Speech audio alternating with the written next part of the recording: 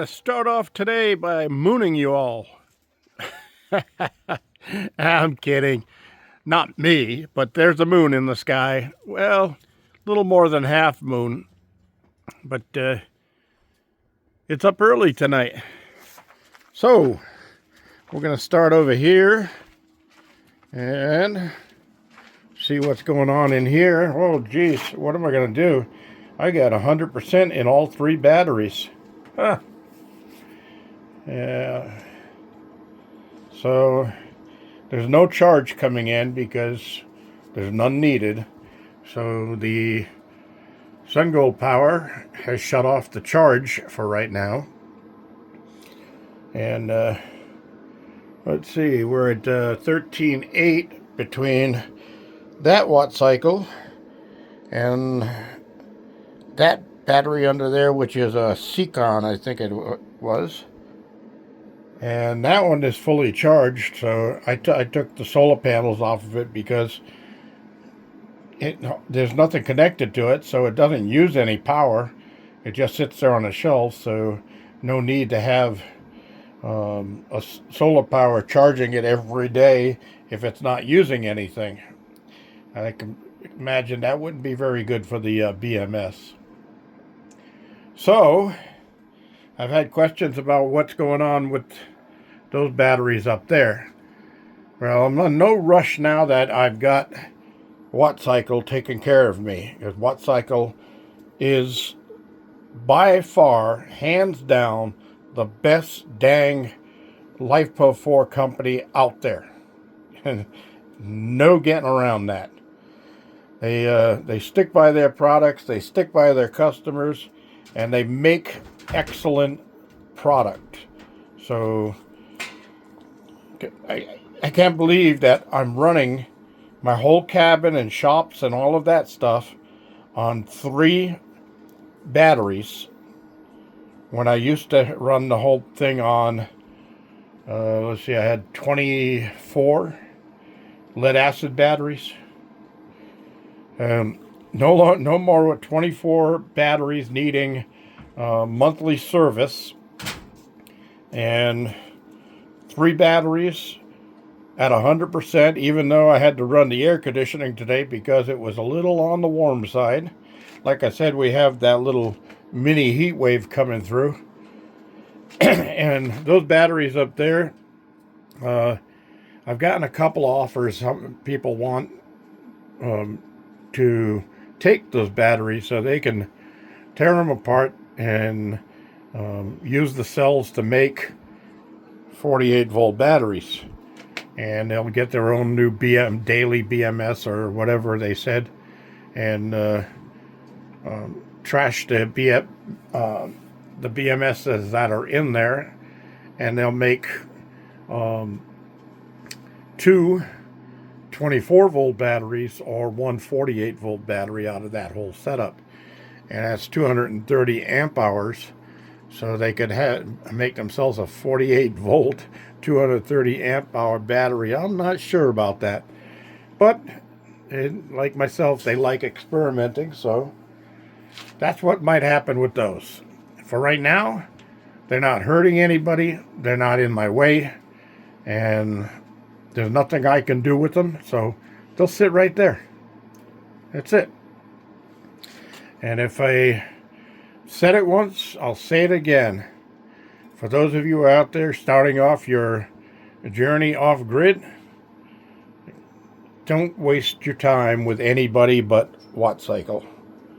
Get your WattCycles put together and get yourself a nice SunGold Power.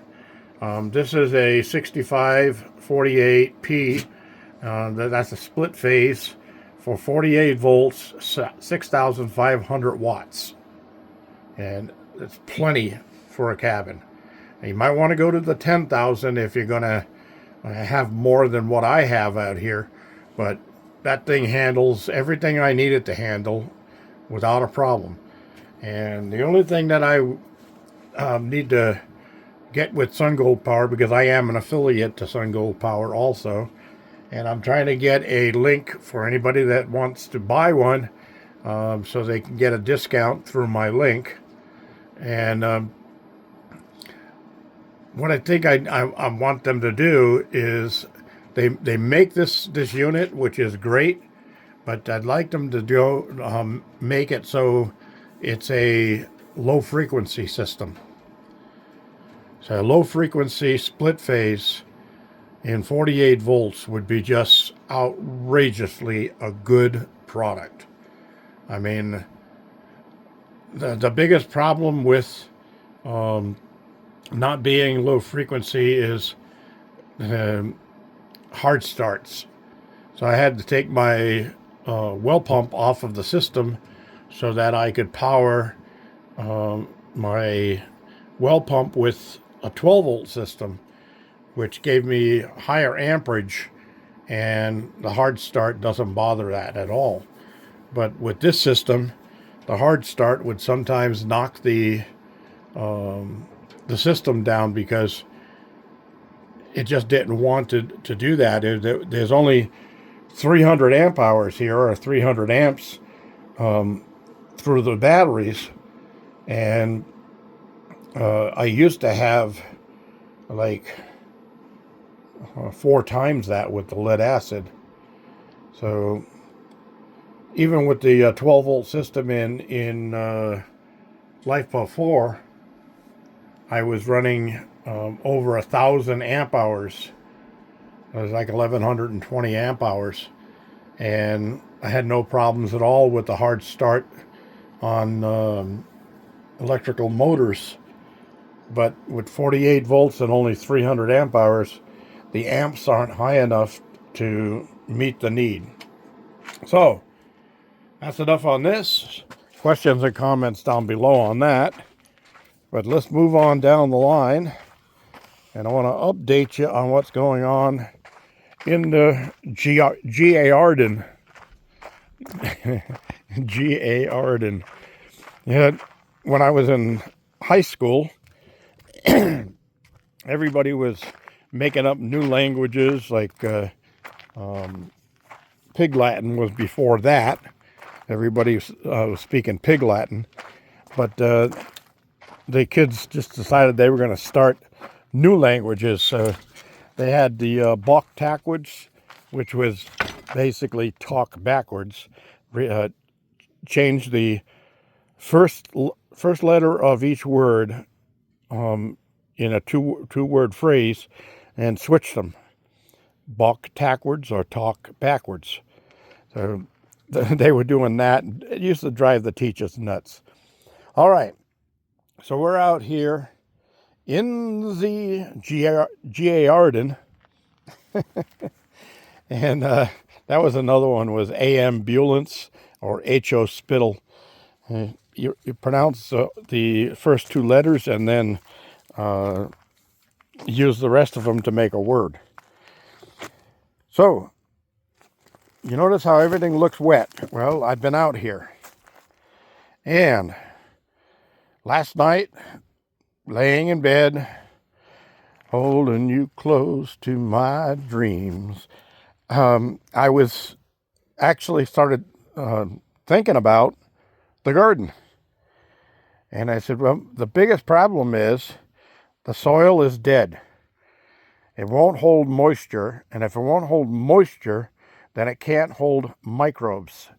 And without microbes, your soil is dead. So you've got to do something about that. So I started thinking, well, what can I do to replace the microbes? Well, there's a few things I can do to replace the microbes. Now, you got to remember, I've been gardening since like early 1960s. So I've been around gardening for quite a while. But I've forgotten more than most people know about gardening. And in that problem alone, laying there thinking, I started thinking, well, I just need to get the microbes back. But the microbes won't exist without moisture. So what am I going to do?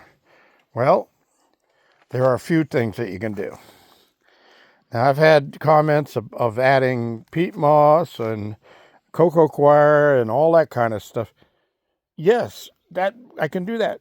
It would be cheaper for me just to buy a truckload of garden soil instead of adding all those things independently and waiting for them to take. But I don't have the money for any of that stuff. So what am I going to do? I'm going to start replacing the microbes in this soil. And there's a few different things that I can do to do that. Now, I came through here today and I went through all of my garden stuff that I have, and you can look at the soil. It's already got a nice deep dark color back to it. That is a really good sign. That light tan color was soil that was completely depleted. It's no good. So this dark color means that it's holding moisture again, but it's not holding moisture all the way through. So what do I got to do here? I've got to get microbes growing back in the top section of this, which is now about 1.5 inches of wet soil. I've got to get the microbes back into that, and they will help keep the top part of this soil holding moisture, and they'll help break down any of the problems that are in the soil. Plus, they'll allow the soil to start absorbing, and that will counteract the hydrophobic situation. So hydrophobic is trying to come up and take over the new wet soil. The wet soil, I'm going to add the nutrients that are needed so that it goes the opposite direction, but stronger. So it's going to start working its way back down. Now, I'm not in planting season really right now, because what I've got growing is going to die off pretty soon when we hit the winter deep freezes and that stuff.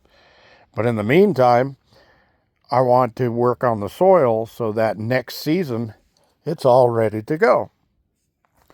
So one of the things that I started doing today, and this actually takes a lot less water, but you see I got my feeders out here.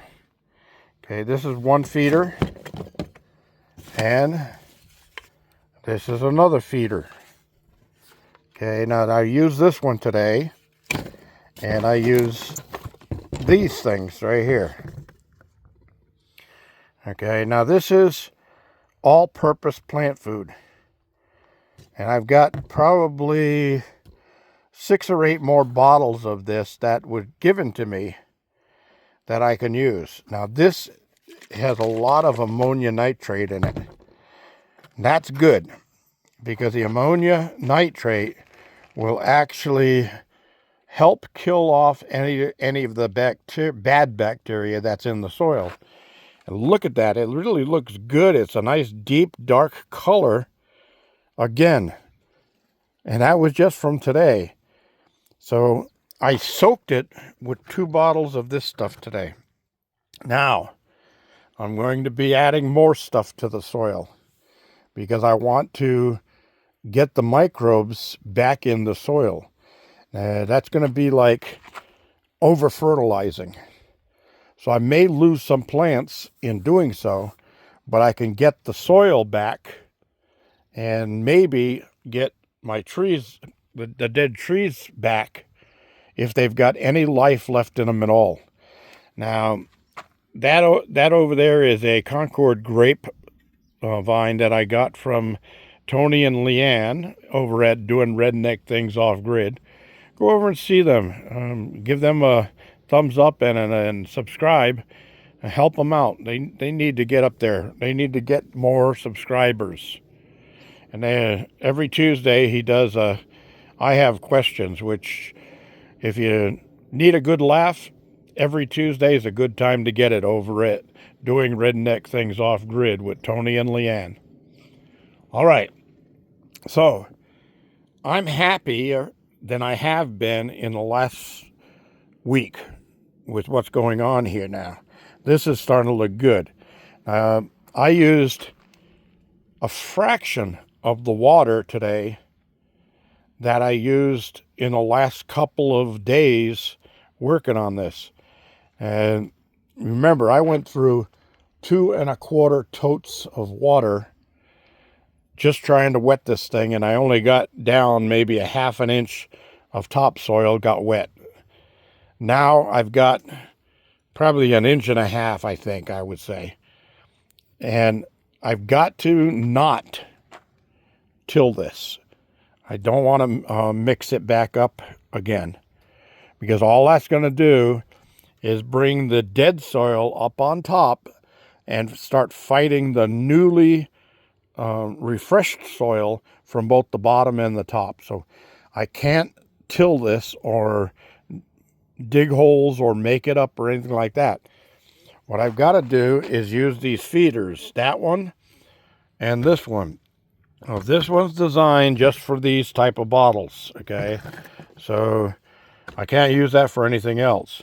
But this one opens up and you can put different fertilizers and stuff inside of it and then adjust it. So I've got it set for a fan spray, and I can fan spray nutrients and fertilizer back into the soil, and it'll actually marry with the top wetted soil that I've got going here.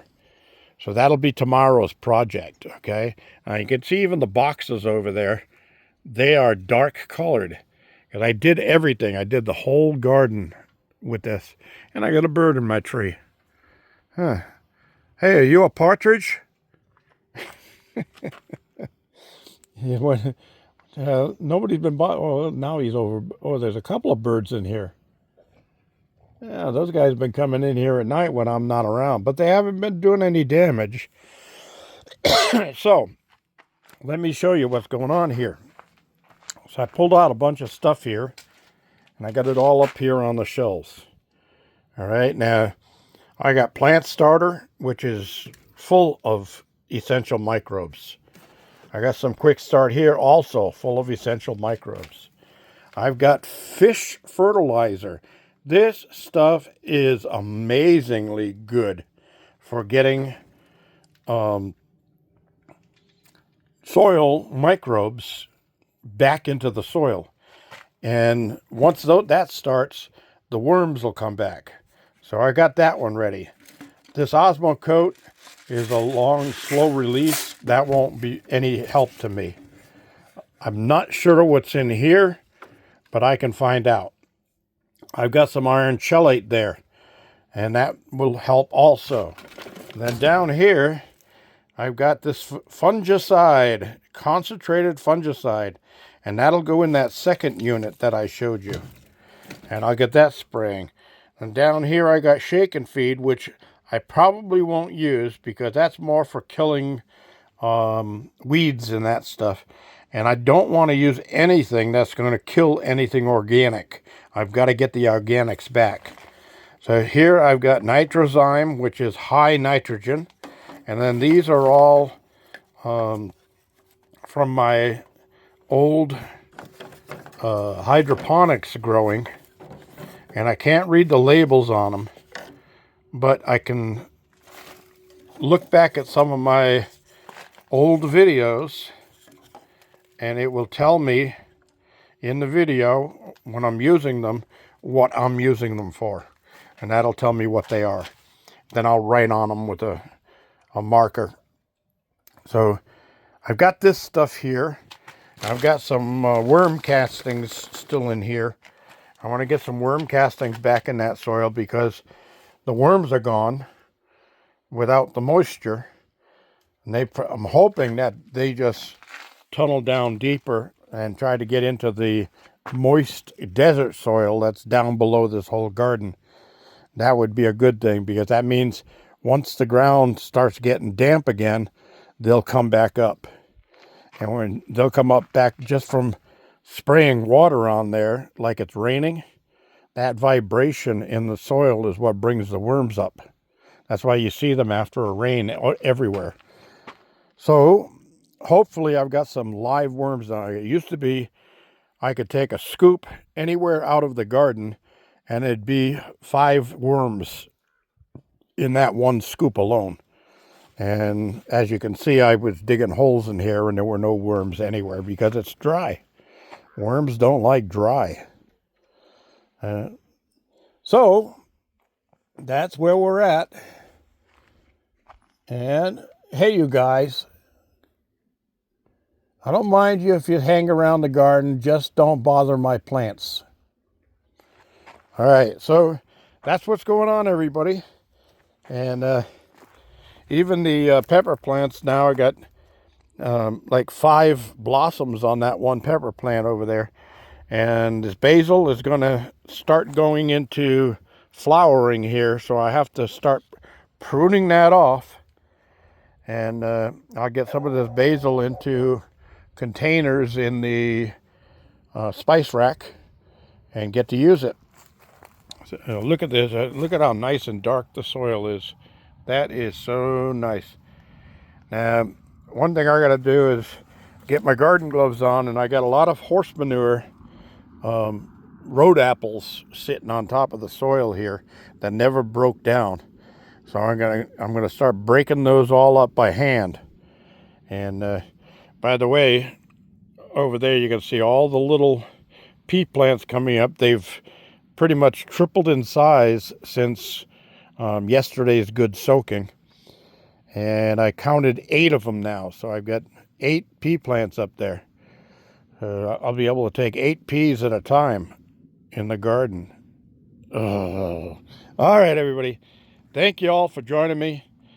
Questions and comments down below.